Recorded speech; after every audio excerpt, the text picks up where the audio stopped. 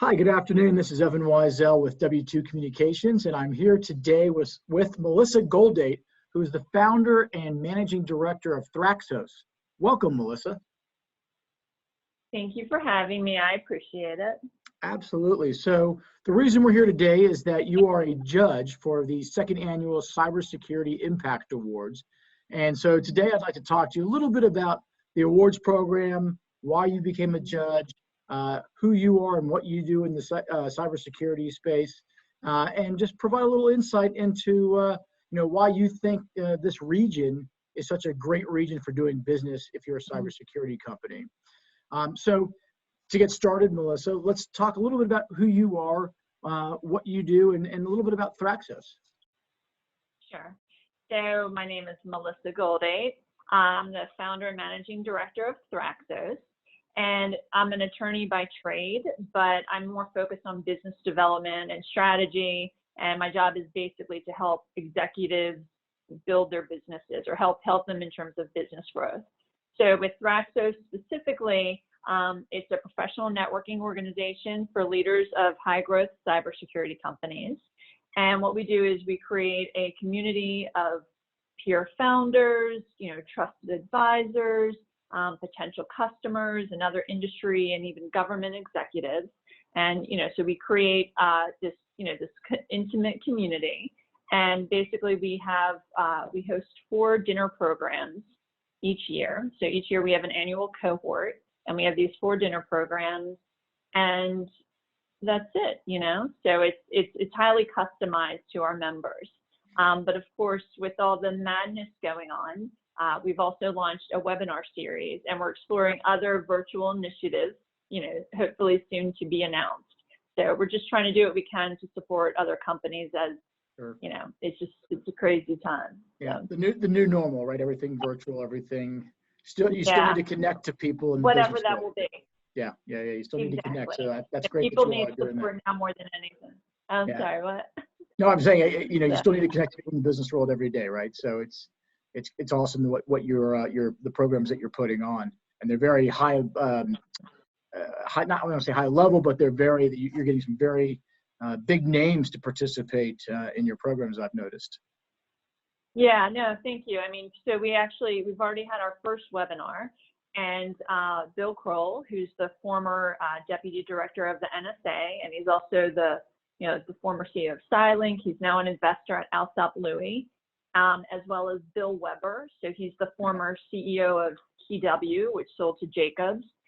Both of them gave a great discussion. We had great discussions with them on leading through a time of crisis. So, and there was time for Q&A at the end, and there are a couple more programs that we're working on. So it's, again, everyone keeps saying, people are, so they don't feel so isolated, just to make sure that they get that support system and, we're not just stopping everything. We're still finding a way to move forward. Yeah. Excellent. So, well, we were just talking, obviously you're a judge for the Cybersecurity Impact Awards, and kind of a two-part question, which is, why did you agree to be a judge? And we thank you very much for agreeing to be a judge. But then also when you're going to be receiving these nominations and you'll get one of the categories, right? What are you going to be looking for when these nominations come across your desk in terms of selecting the ones that we want to shine a spotlight on, if you will? Well, first of all, I'm totally thrilled to be a judge. Thank you so much for asking me. I mean, I think what you're doing is so important. I mean, obviously, I think it's important. I think, in a lot of ways, our businesses, they're similar, they're complementary, and that we're really focused on spotlighting the Mid-Atlantic region and finding ways to support these companies. When you give them all that, the media exposure that these companies will get by becoming finalists. I mean, hopefully that'll help them, in terms of identifying potential partners, maybe getting more customers, just anything to get the name of these companies out, maybe even help them with workforce recruiting. So yes. I am very flattered that you invited me, and I think what you're doing is really important in terms of building the ecosystem. And in terms of what I'm looking.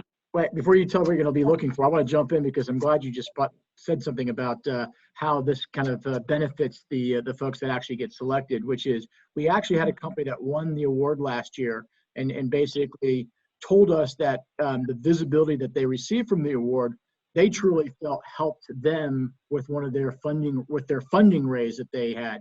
And that was really cool to hear that there was, at least there was some role that they felt that this played. I understand it's not a big role per se, but it still was a nice note to get to say, hey, it's a big role to them. Right. Exactly. That is, I mean, the thing is whatever, you can, when you run a marathon, you have to run all 26.2 miles. That's right. So even if that wasn't the exclusive thing that helped them get that deal, if that was something that pushed them over the finish line, it's important. And I think that, getting the name out, I mean, someone could have the best company, the best team, the best technology. And if the people that, if the word isn't getting out, it just doesn't matter. Yeah. So what you're doing it's critical. It's critical. People appreciate it. So. Great. So now what are you going to be looking for when these nominations come across your desk? What's the deciding factors for you? Yeah. So obviously, I mean, the company has to have great technology, what makes it different from its competitors. I think I've always felt that the leadership team, I mean, that's the most important thing. You could have great technology, but if the company isn't led by the right person or people, it doesn't matter as much. I also think that especially, I mean, now more than ever, that's just critical. People are working from home, people might be feeling isolated, finding ways to keep your team motivated, to keep them productive, to help them feel engaged and connected with each other. So there are a lot of challenges for leaders right now. And again, you could have the greatest technology, but if your team feels isolated and they're not productive, it won't matter. And I also think that, seeing how some of these leaders respond to what's going on, they're going to be the ones that it's going to be easier for them to recruit. They're going to get loyalty. I think, so the team, the leadership team, I would say that's the most important thing. I'm starting to see a common thread on that answer, to be quite honest, and it's very interesting to hear it, which is the leadership team, in addition to the technology, obviously, but it is becoming a common theme with the folks that we've talked to so far. So kind of to round this out, though, obviously this is an awards program that we're trying to do to shine a spotlight on companies that are headquartered in DC, Virginia, and Maryland. Why do you think this region is one of the world's strongest for cybersecurity innovation? Well, I mean, as I'm sure, I would imagine a lot of people said, when you have the federal government here, people are getting a lot of specialized training. But also, compared to Silicon Valley, it's a lot less expensive here. When you're talking about, just building the company, the expenses that go with that. So it's more affordable in that sense. And also we have a lot of organizations that, think about what you're doing, but we also have like accelerators and, that's actually some of the stuff that I'm doing, with Thraxos, trying to create these peer networking groups. There are also, there's the Data Tribe, we have Mach 37. There are a lot of people out there where they're just looking to support these companies and help build the ecosystem. So I think between cost of living and having that support system, it's a great place to be. Yeah, no, absolutely. Couldn't agree more, especially as someone that's been here his entire life.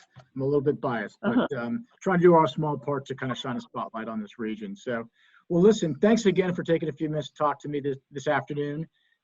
Really appreciate you taking your time to be a judge and spend those hours kind of looking at the nominations that will be coming in. And again, the deadline for this is May the 29th, and we'll hope to have the winners announced at the end of June. And then in October, we'll hopefully get to do an in-person event as part of the DC Cyber Week, the third week of October in downtown DC. So thanks again for your time, and we look forward to working with you on this. Oh, and one more plug that I almost forgot. Also, how both of us were involved with the White Hat the White Hat Gala for Children's National Hospital.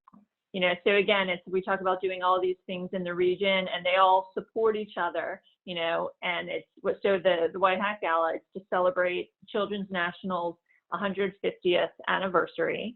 And every other year, everyone in the people in the cybersecurity community get together, and there's this huge celebration.